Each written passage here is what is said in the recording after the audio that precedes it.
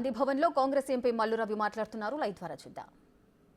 రానున్న కాలంలో తెలంగాణ రాష్ట్రంలో ఉన్న గవర్నమెంట్ స్కూల్స్ ని చూడాలని ఇతర రాష్ట్రం నుంచి వచ్చే అంత పెద్ద ఎత్తున ఇన్ఫ్రాస్ట్రక్చర్ డెవలప్ అవుతుంది. 200 కోట్లు కాదు, 2000 కోట్ల రూపాయలు అలాట్మెంట్ చేశారు. ఎందుకని? ఎడ్యుకేషన్కి చాలా ప్రాముఖ్యత ఈ ప్రభుత్వం ఇస్తుంది. ప్రతి కుటుంబం, ఎస్సీల కుటుంబం కానీ, బీసీల కుటుంబం కానీ, ఎస్టీల కుటుంబం కానీ, మైనార్టీ కానీ, ఫార్వర్డ్ కానీ, రాష్ట్రంలో ఉన్న అన్ని వర్గాల ప్రజలు అభివృద్ధి పథంలో పోవాలంటే ఎడ్యుకేషనే ముఖ్యం. ఆ ఎడ్యుకేషన్ మీద రాష్ట్ర ముఖ్యమంత్రి గారు తీసుకున్నటువంటి నిర్ణయాలు 10 సంవత్సరాల్లో కేసీఆర్ గారు కానీ వారి మంత్రివర్గం తీసుకోలేదు. కానీ 2014 కంటే ముందు 2018లో ఎన్నికలప్పుడు చెప్పారు కార్పొరేట్ స్థాయిలో పేద ప్రజల పిల్లలకి గవర్నమెంట్ స్కూల్ చేస్తామన్నారు. దాన్ని మర్చిపోయారు.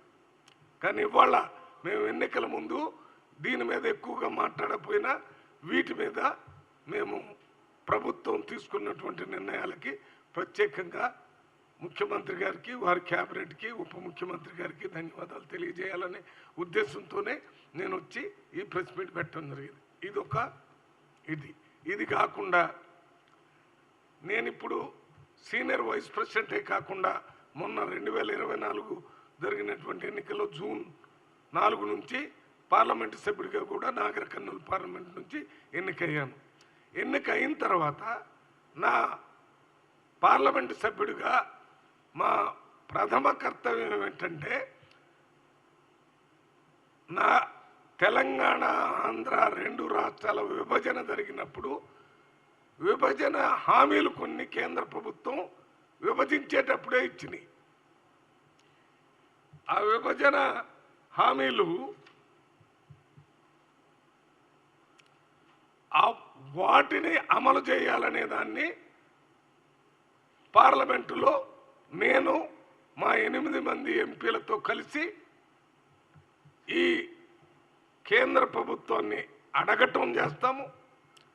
అవసరమైతే పెద్ద ఎత్తున పార్లమెంటులో అడిగి హౌస్లో స్టాల్ చేసేంత వరకు ప్రయత్నం చేస్తాం. ఎందుకంటే ఇప్పటికే 10 సంవత్సరాల నుంచి ఇచ్చిన హామీలు అమలు చేయకుండా ఈ బీఆర్ఎస్ పాత ఎక్స్ చీఫ్ మినిస్టరు, వాళ్ళ ఎంపీలు, వాళ్ళ మినిస్టర్లు చేయలేదు. కాబట్టి ఇది మా ప్రథమ కర్తవ్యంగా తీసుకుంటాం. దీనికి ముఖ్యమంత్రి గారు కూడా పూర్తి స్థాయిలో ఆ కార్యక్రమాన్ని తీసుకోవాలని మాకు తెలియజేశాడు. మళ్ళీ పార్లమెంటు స్టార్ట్ అయ్యేటప్పుడు వారితో మీటింగ్ కూడా పెట్టి ఇక్కడ రాష్ట్రానికి